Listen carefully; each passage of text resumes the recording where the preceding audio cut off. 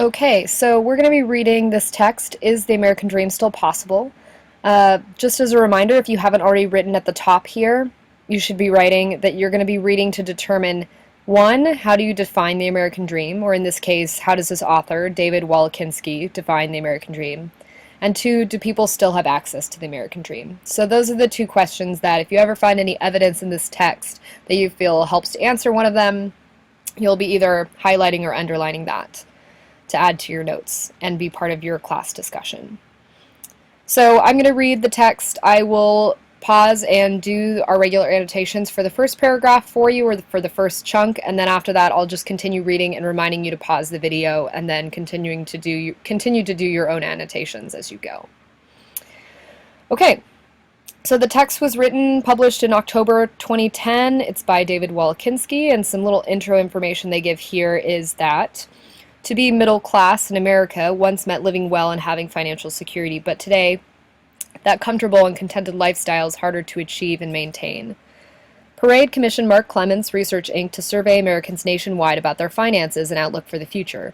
Contributing editor David Wolokinski, author of recent articles on where your tax dollars go and on pork barrel spending, interprets the results. The traditional American dream is based on the belief that hardworking citizens can better their lives, pay their monthly bills without worry, give their children a start to an even better life, and still save enough to live comfortably after they retire. But many average Americans are struggling, squeezed by the rising cost, declining wages, credit card debt, and diminished benefits, with little left over to save for retirement. See the statistics below. Does the dream survive? Do most Americans still believe they can forge better lives for themselves? So I'm going to pause here and do the first annotation that we're going to regularly be doing, and that's just summing up what I read in 1 to 3 words. So actually, I think most of what these 2 paragraphs is talking about is what is the American dream, and then questioning whether people are still able to access an American dream, which is exactly what we're going to be answering, hopefully, as we read with our focus questions. So if I were to sum this up in 1 to 3 words, I would say American dream definition, since it's like right there in the first paragraph. And maybe if I wanted to write a little bit more, I might say, do people still have access to the American dream? Okay, so some of those things are answered here, and I'm going to annotate for that. So here, this author gives a really clear definition of how he would define the American dream that I will definitely want to include in my notes. So I'm going to highlight that. The traditional American dream is based on the belief that hardworking citizens, and they go on. Okay, and I'm also going to highlight this. It says many average Americans are struggling, which sort of helps to start to answer whether people still have access to the American dream. So this is what it is, but there's this suggestion that maybe people aren't actually able to access it, or struggling to access it anyway today. Okay, so I've summarized 1 to 3 words what I've read. I've highlighted or underlined some key pieces of evidence that help to answer some of my focus questions. Then I'm going to circle any vocabulary words that I might be unfamiliar with. And for me, I'm going to circle this, diminished.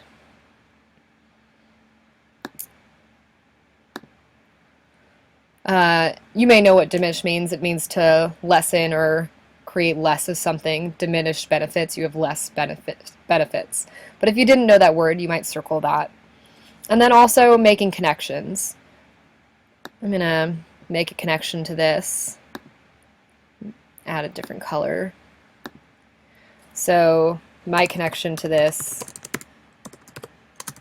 is that my brother struggles to pay his credit card and afford health care because he works in a really low-paying job. So I can connect to someone who's struggling like that. Okay, so once I've done those 4 pieces of annotation, first summarizing in 1 to 3 words, highlighting or underlining key evidence for my focus question, circling unknown vocabulary words that I might want to have be class vocabulary words, and making connections or questions, I'm going to continue reading. Okay, parade surveyed more than 2,200 Americans, of whom fully 84% describe themselves as belonging to the middle class, regardless of where they live. Living costs are higher in some regions, or the size of their household. For this report, we focused on U.S. households earning between $30,000 and $99,000 a year. Most of those surveyed describe themselves as married and having a family. More than 64% say they are employed full-time or part-time. Most say they are in reasonably good health and have a satisfying religious or spiritual life. They own a home and at least 2 cars, and they are able to take vacations. By international standards, they live a life of prosperity. Yet behind this prosperity is a growing unease. Half of the unemployed respondents say that they've experienced either increased healthcare costs or a cut in health benefits over the last 3 years, and 39% have had cuts in their overtime, raises, or bonuses. Almost 2/3 say they live from paycheck to paycheck, and 47% say that no matter how hard they work, they cannot get ahead. More than 1/3 worry about job loss. Okay, pause the video here. Do your annotations. You should be summarizing what we just read in 1 to 3 words, highlighting any evidence that answers the focused questions of how does one define the American dream, and do people still have access to the American dream, making any connections that you recognize as you read, and then highlighting or, circling any unknown vocabulary words. Okay, moving on. Richard Oden of Conyers, Georgia, married with 5 children, worked in the beer industry for 23 years. Last year he developed pneumonia and required major surgery. When he was unable to return to work by a given date, he says, his company terminated him at age 54, even though he had a perfect attendance record and no performance problems. To help support his family, Oden had to dip into his 401k fund, paying a penalty for premature withdrawal. This was very stressful, he says. Everything had gone up except wages. Oden has since started his own business, a leadership and personal development consulting firm. His wife, Josette, works as a representative in the healthcare field. I do believe I will recover financially, Oden says, and that I will realize a decent retirement. But the traditional American dream, for most Americans, it's still a dream, and a pipe dream. Having drawn in his own retirement fund, Oden knows that saving can be a big problem. In the survey, nearly 83% say that there is not much left to save after they've paid their bills. Statistics from the Commerce Department bear this out. The savings rate for Americans is the lowest it has been in 73 years. Okay, take a second, pause your video, do your annotations. Okay, self-reliance and sacrifice. Most of those interviewed display qualities common to American success stories: determination, flexibility, pragmatism, willingness to work hard, and especially self-reliance. Almost 3/4 of the middle-class respondents surveyed say they take responsibility for their own financial destiny and believe that they will succeed or fail based on their own efforts. Still, many are downsizing their dreams. Okay, pause here actually. There's a lot in that paragraph. So do your annotations. 1 to 3 word summary, underlining or highlighting key evidence, circling unknown words, and then making any connections or questions that you have. Okay. Shelley Comer, 43, of Dos Palos, California, is a divorced mother of 3 who also takes care of a friend of her oldest child, Michelle. She is going into debt so that Michelle can go to college. Shelley has worked her whole life as a receptionist, janitor, preschool teacher, and activities director at a hospital.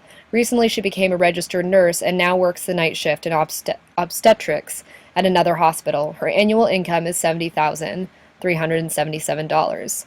Michelle, 19, is a freshman at the University of California at Merced. She says she is concerned about the financial burdens her education is placing on her family. In order to meet our expected family contribution, my mother had to borrow the entire amount of her share. For her part, Michelle earned 6 small scholarships, 2 of which are renewable for next year, and took out a federal loan. She also works 16 hours a week in the financial aid office at the university. Shelley has a retirement plan through the hospital, but I have nothing saved for me, she says. I'm putting it all into the kids so that they can succeed in school. Our parents did everything for us, and I hope to do the same for my kids. I don't count on anyone else to help us get to where we want to go. It's all up to me and my family, and I trust in God to help us. So pause here and do your annotations.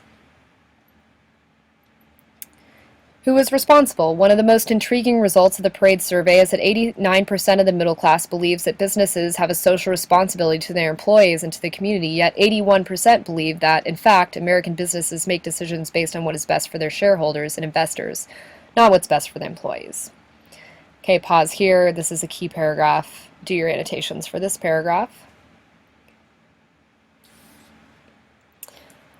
Randy Omark, 55, and Sherry Morris, 58, of Stroudsburg, Pennsylvania, husband and wife, are former flight attendants for TWA. Sherry took a book buyout in the late 1990s before American Airlines bought TWA in 2001. After the acquisition, Randy was put on furlough, as were about 4,000 other former TWA flight attendants, and never rehired. After 26 years with the two airlines, his pension was frozen and then taken over by the government. Now he gets $324 a month in payments. Today, despite having a college education, Randy works for $9 an hour finding community jobs for mentally challenged adults. Sherry works for a greeting card company for $7.25 an hour. It used to be that if you stayed with your job, you would be rewarded, says Sherry. Now there is no guarantee. As for retirement, Randy says, eventually we will just downsize everything, sell our house, and move into a smaller one. Pause here, do your annotations. Is the dream changing? Simone Luovano, 46, and Miguel Gutierrez, 44, run a garage door installation and repair business in Albuquerque, New Mexico. While the business grossed $453,000 last year, they took home just $50,000 net to live on. They have a daughter, Marilyn, age 7, who is deaf in one ear and goes to a private school that costs $3,600 a year. Simone says that financial stress is part of their lives. It comes from the maybe, could be, should be nature of our business. When the economy is down, people don't buy a new garage door system. The cost of gas at the pump is a major factor, she adds. When the price of gasoline goes down, business goes up. Have they prepared for retirement? Simone laughs, then replies, the words retirement and vacation are not in our vocabulary. You know that old Tennessee Ernie Ford song, I Owe My Soul to the Company Store? We don't think about retirement. They'll have to take me out of here with my high-top tennies on. The American dream is a bygone thing, she adds. It's not the way life is anymore. I used to believe I was responsible for my own destiny, but it's not that simple. Now it's faith and fortitude. Okay, pause. Do your annotations.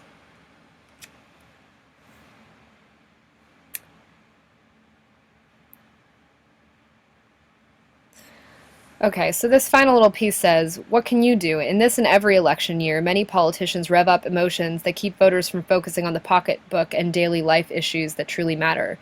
You know, what really touches your life and family life, the cost of milk, gas, and prescription drugs, the quality of schools, the hope that the government will step in fully prepared to keep you safe and secure if a disaster hits your neighborhood. Don't leave decision-making and priority setting to zealots who have an axe to grind, or to the blindly ambitious people who emerge in every generation. For more than 200 years, our system of government has encouraged power to the people. Be an active citizen. Okay, pause and annotate that. And once you're done doing your annotations for each of those sections, you should be writing a 3 to 5 sentence summary of the whole text. What in general is this saying? And you should be keeping particular mind to answering whether this author actually thinks that people still do have access to the American dream, at least as far as he defines the American dream. And once you're done with that, you should be ready to bring this text back and discuss it with your group on Tuesday. Thanks, guys.